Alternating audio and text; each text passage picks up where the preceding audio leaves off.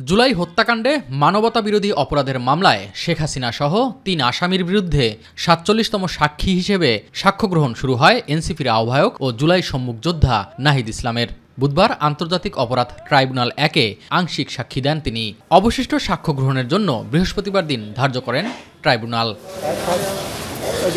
সাক্ষ্য শেষে গণমাধ্যমকে নাহিদ জানান, সাবেক প্রধানমন্ত্রী শেখ হাসিনা কখনোই চাননি কোটা সংস্কার হোক।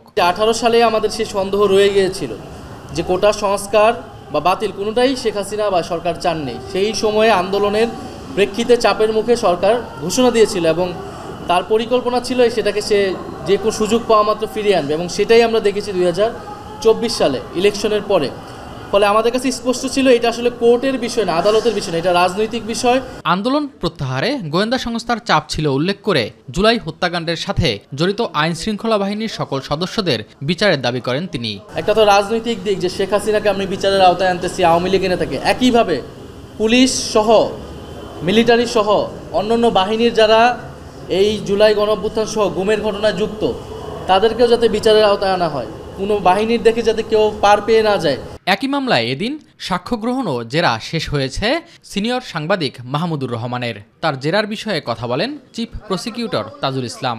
মানবতা বিরোধী হওয়ার যে উপাদানগুলো তাদের চরিত্রের মধ্যে আগে থেকেই ছিল, তাদের শাসন ক্ষমতা ছিল শক্তির জোরে পরিচালিত, তাদের শাসন ক্ষমতায় অন্য রাষ্ট্রের আধিপত্য ছিল, প্রভাব ছিল, নিয়ন্ত্রণ ছিল, এই সব জিনিসগুলো তুলে ধরার মাধ্যমে তিনি জুলাই আগস্টের যে সংগঠিত মানবতা বিরোধী অপরাধ তার পেছনের প্রেক্ষাপটটা তুলে ধরে এই পুরো বিষয়টাকে স্পষ্ট করেছেন জাতির সামনে। এদিকে আশুলিয়ায় 6 লাশ পোড়ানোর ঘটনায় মানবতা বিরোধী অপরাধের মামলায় আন্তর্জাতিক অপরাধ ট্রাইব্যুনাল 2-এ সাক্ষ্য দিয়েছেন 2 জন শহীদের পরিবার। আদালতে ন্যায় বিচার প্রত্যাশা করেন তারা। এস এম আরিফ, মাই টিভি, ঢাকা।